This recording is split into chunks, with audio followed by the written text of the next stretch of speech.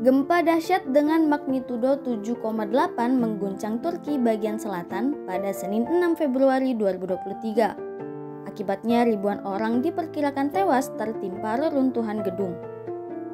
Korban tewas tak hanya di Turki, melainkan negara lain yang bertetangga dan merasakan gempa.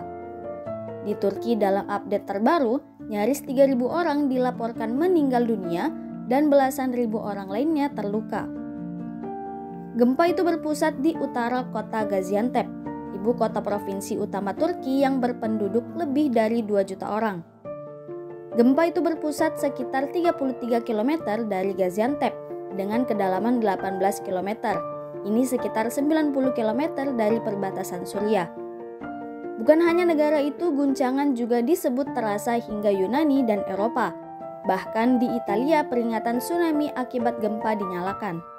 Sebelumnya pada tahun 2020, gempa kuat dengan magnitudo 7,0 juga mengguncang Turki di provinsi Izmir dan Samos.